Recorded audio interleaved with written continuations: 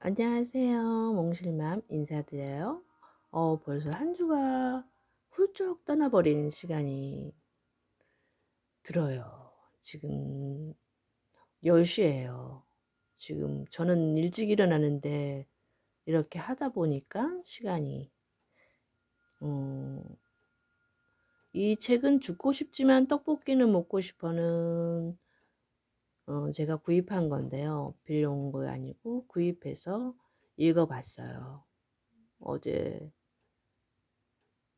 어제 읽어 봤는데 이게 100세의 에세이집인데 이분이 90 년에서 서울에서 태어났고 문해 창작 학과를 졸업한 뒤 출판사에서 5 년간 일을 했고요. 지금 기분 부전 장애라고 경도의 우울증, 불안 장애를 앓으며 정신과를 전전했고 약물 치료와 상담 치료를 병행하고 있다고 하네요. 그래서 제일 좋아하는 음식이 떡볶이라고 합니다. 지은이가 100세희. 90 년생이네요. 참 이쁘잖아요. 이쁘시죠? 이쁘신 분이네요. 이분도 불안 장애를 앓고 계시는군요. 네. 우리도 이분이 불안 장애를 앓고 이 글을 자기에 대한 글을 다 글 내용이 거의 다 정신과 그 선생님과 대화하는 내용들이에요. "죽고 싶지만 떡볶이는 먹고 싶어."라는 내용이 이분의 대화가 거의 그래요. 강아지도 셋이 있고 나이 든 강아지도 한 명 있고 그리고 할머니한테 그 얘기가 참 인상에 남은 게 할머니는 혼자 지내시니까 "행복하시지 않죠?" 하니까 "할머니 괜찮으세요?" 그렇게 물어봤어요. 그런데 할머니는 "혼자 있는데 행복할 리가 있겠냐?" 그런 식으로 반론을 제기하실 때 할머니 말씀이 딱 제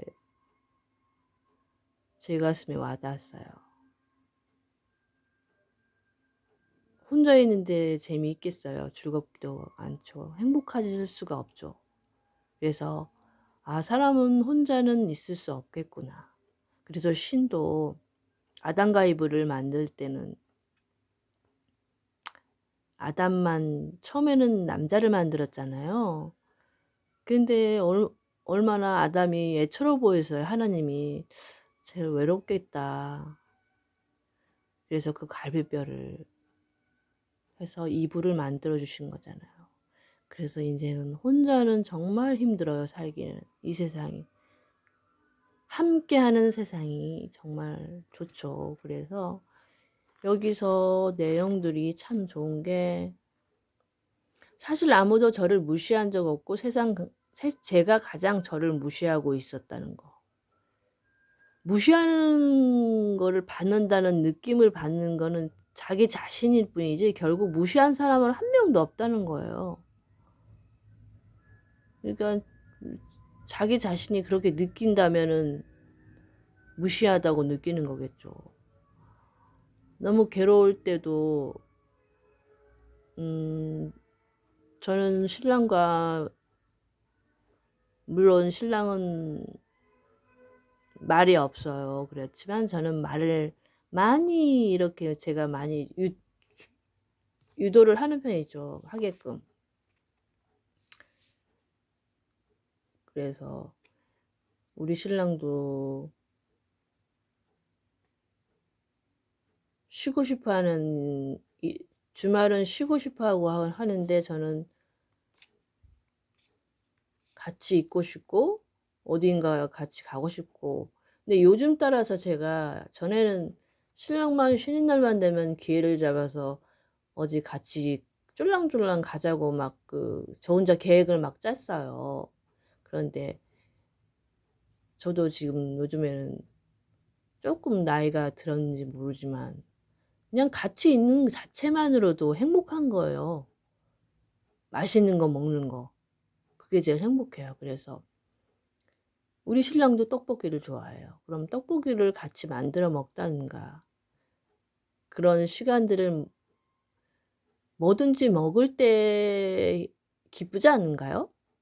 같이 먹으면서 대화를 나눈다는 게 맛있는 것을 그렇게 먹으면서 대화를 나누는 게. 근데 이분은 거의 다 술도 좋아하시고 그러더라고요. 술도 좋아하시고. 근데 술을 끊고 싶다고 해서 하면은 약은 드린다고 하는데 뭐든지 자기 의사가 중요한 거래요. 담배도 자기가 정말 끊고 싶다는 의지가 있으면은 도와준다는 거죠. 그치만 의지는 없고 그냥 남이 하니까 이거는 아니다라는 것을 자기 의도는 없는데 그거는 다시 또 피게 돼요, 담배를. 술도 마찬가지고. 그리고 저도 술을 엄청 좋아했었어요, 젊을 때. 근데 이제는 술을 왜 먹어야 하지? 그 정도로 이제는 술을 안 먹어요. 안 먹는 게 아니라 술을 먹으면은 기분이 좋아질 줄 알았는데 이제는 기분이 안 좋고 더 안 좋더라고요. 왜냐면 저도 약을 먹고 있기 때문에 먹는 약이 많거든요.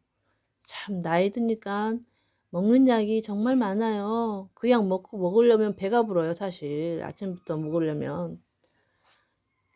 그래서 이 백세희 씨는 이 떡볶이는 먹고 싶어는 자기가 떡볶이를 좋아하기 때문에 죽고 싶은 마음은 뭐 죽고 싶은 마음은 누구나 있잖아. 죽고만 하면 말로만 아우 죽고 싶다 죽고 싶다는 말을 정말 많아요. 그런 사람들이. 그래서 이 책들을 보면은 홍승희 작가의 자살일기 중에서 자유죽음에 대한 글을 읽었어요. 폐경이 아니라 완경으로 단어를 바꾸는 것처럼 자살을 자유죽음 바꿔서 이야기하는 모습이 인상적이었다고 하네요. 의미, 어감, 인상이 매우 부정적인 단어가 많이 있지. 낙태, 폐경, 자살. 자신이 죽음을 자신이 선택하는 것, 삶을 포기하는 게 아니라 하나의 선택지가 될 수 있다. 물론 남은 자들이 슬픔은 이루 말할 수 없겠지만 삶이 죽음보다 고통스럽다면 기꺼이 그 삶을 끝낼 자유도 존중해 주어야 하는 것이 아닐까. 우리에게는 애도가 너무 부족해요. 죽은 자에 대한 존중도 자유 죽음을 택하는 이들, 죄인으로 몰아가는 사람들, 실패했거나 포기한 낙오자로 여기는 사람들, 정말 끝까지 살아내는 게 이기는 걸까? 애초에 삶에 이기고 지는 게 어디 있을까라는 홍수희 작가의 말처럼 이렇게 자유 죽음으로 바꿔서 이야기하는 모습이 인상적이었어요. 저도 이분과 마찬가지로 자유 죽음으로 바꾸어서 얘기하는 모습이 정말 와 닿더라고요. 누구나 죽고 싶다는 말을 한두 번 하는 사람이 있을 거예요. 그리고 이게 결국은 빛과 어둠은 한 몸이라는 거예요. 빛이 있으면 어둠이 있듯이. 그래서 결국 이분은 바람으로 끝이 난다고 하네요. 바람이 어떤 거죠? 그냥 지나간다는 거예요. 그러니까 싫다보다 좋다는 단어가 많은 삶을 살고 싶다는 거죠. 그래서 이분은 한 좋은 방향으로 눈을 돌리고 싶다는 거죠. 좋은 쪽으로 바라보게 되다 보면은 좋은 생각이 나고 건전한 생각이 들게 되고 또 길을 걷다가 아니면 이렇게 산책을 하다가 한 조각의 햇살이 싹 비치는 때가 있잖아요. 그렇게 오래 머물 수 있다는 그런 사람이 되기를 바란다는 말을 해 주셨고요. 이 말도 괜찮았어요. 힘내라는 말이 어떤 때는 정말 자극이 될 수가 있어요. 독이 될 수 있어요, 어쩌면. 그래서 아무한테나 그냥 힘내 그런 말보다는 모자라도 괜찮고 서툴러도 괜찮다. 힘내지 않아도 괜찮다. 나는 오늘 잘나지도 못할 수도 있을 것이다. 그 자체가 경험이다. 괜찮다. 이런 말이 아예 나을 것 같아요. 그 사람 앞에서. 아니면 옆에 그냥 있어 준다거나.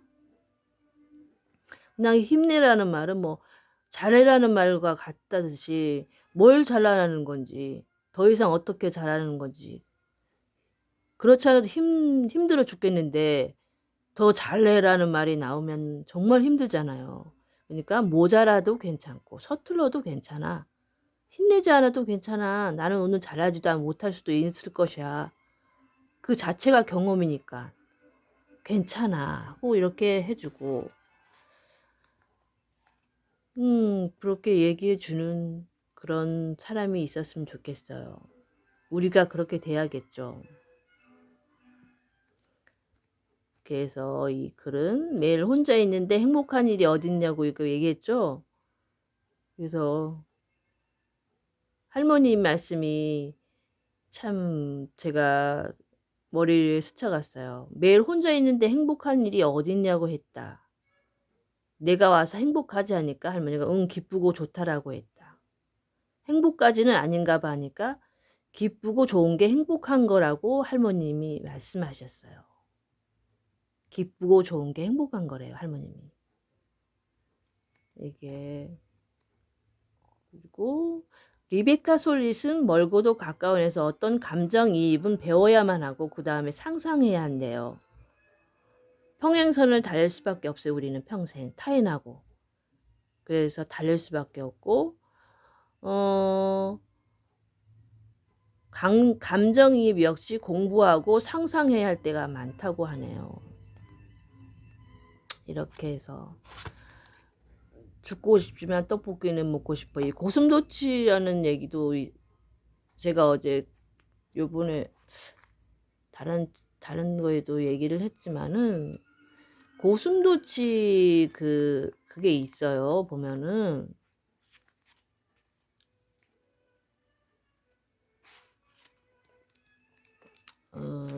제가 이렇게 앞에 부분에 있었나?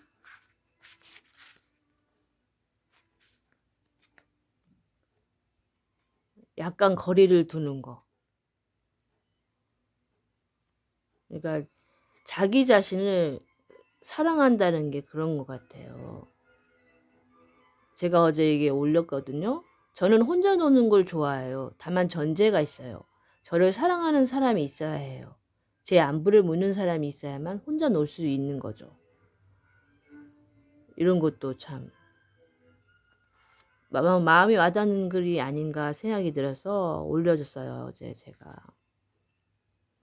감정에도 통로가 있어서 부정적인 감정이라고 해서 자꾸 닫아두고 억제하면 긍정적인 감정까지 나오지 못하게 돼요. 그래서 감정에도 통로가 있대요. 그래서 닫아주고 억제하지 말고 그것을 풀려고 하고 그것을 풀지 못하면 의사쌤하고 상담을 해서 풀고 적절히 치료를 받아야 되겠죠. 저도 지금 이 기분이 왔다 갔다 그래요. 그래서 그것도 어떤 데는 좀 위험하다고도 하네요. 그래서 약을 처방받고 있는데 조증이라고 하죠. 조증. 그런 것도 있고 많이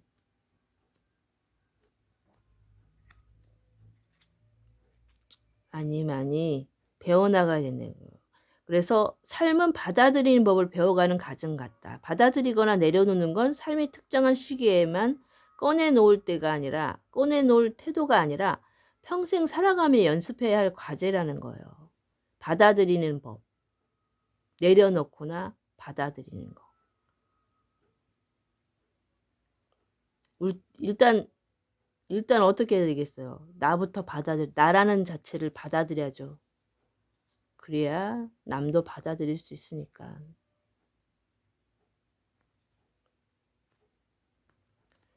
그렇게 이분은 이렇게 해서 지금도 치료를 받고 있나요, 그럼? 그거는 모르겠네요. 벌써 나았을 것 같아요. 지금 나이가 젊으니까 90년생이잖아요. 100세 씨. 참 젊으시네요. 불안장애라며 정신과를 전전했고. 기분부전장애. 기분부전장애는 저랑 좀 비슷한 것 같아요.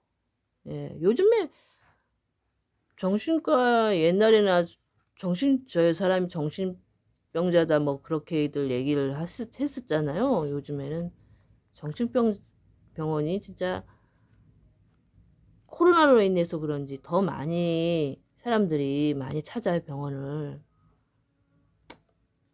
그래서 한 번 더 삶을 생각해 보는 시간이 되었으면 좋겠어요. 딱 맞닥뜨려질 때, 그때를 나는 과연 어떤 존재인가를, 신은 나를 왜 만드셨을까? 이유 없이 만들진 않았을 거 아니에요. 뭔가 필요해서. 이 세상에 필요 없는 존재는 없다고 저는 생각해요. 우린 다 소중하고 필요한 존재예요. 어딘가에도 누군가가 나를 필요로 할 때는 그분을 대할 때 귀찮아하지 말고, 아, 저분이 내 말을 듣고 싶어 하는구나. 곁에 있어서 들어주는 것만으로도 참 위안이 되더라고요. 좋아하시더라고요. 그래서 같이 떡볶이를 먹으면서 맛있는, 요즘 코롱이 아닌 코롱이라고 자꾸 해지는데, 제가 그걸 요번에 처음 먹어봤는데 너무 맛있더라고요. 맛도 종류별로 여러 개 있어가지고, 동그란 거 있잖아요. 그럴 때는 달달하거나 그럴 때 먹어주면서 서로 대화를 나누다 보면은 연습이 필요한 거지, 무조건. 하루하루. 아, 오늘 어떻게 견뎌나가지? 그것보다는, 우선은 오늘 해야 할 일들을 정리를 해보는 거죠. 오늘 하루를 해야 할 일들. 차근차근 정리하다 보면 그 정리하는 시간 속에 이제 생각이 바뀌어 나가실 거고, 또 다른 뭔가를 찾게 될 거예요. 요즘 100세 시대라고 하잖아요. 아프지만 하면 100세 시대까지는 거뜬히 이겨낼 수 있을 거예요. 건강도 챙겨보시고 체크를 좀 하시고 살아가는데 힘이 되셨으면 좋겠어요. 이분도 이 책을 쓰기까지 무척 어려웠을 거예요. 그렇지만 살아내고 있고 잘 살고 있고 일도 다니고 참 기특하지 않아요? 그래도 일을 열심히 다니고 있으면서 처방도 받고 그렇게 살아가고 있는 것 같아서 100세 에세이, 어리지만 참 아직도 나중에는 뭐 결혼도 하고 아이도 갖고 그러다 보면은 모든 병들이 치유가 될 수도 있을 거예요.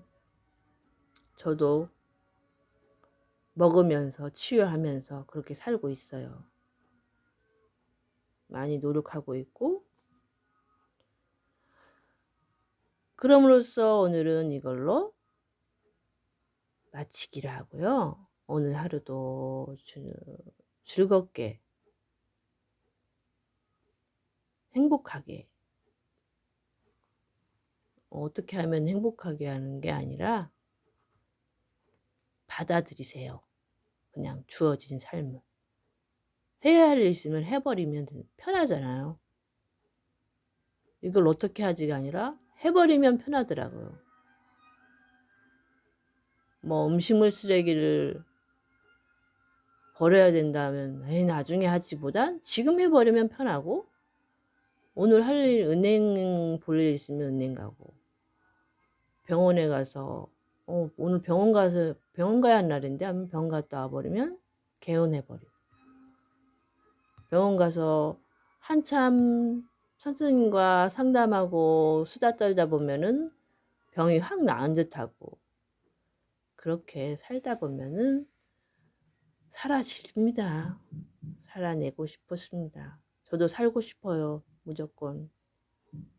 죽고 싶지만 떡볶이는 먹고 싶고, 먹어야 살잖아요. 잘 먹고 건강히 잘 살아나갑시다. 그럼 여러분 사랑하고 행복하게 잘 살아갑시다. 뭐 실패하면 다시 하면 되죠. 두려워하지 말고 잘 이겨냅시다. 화이팅!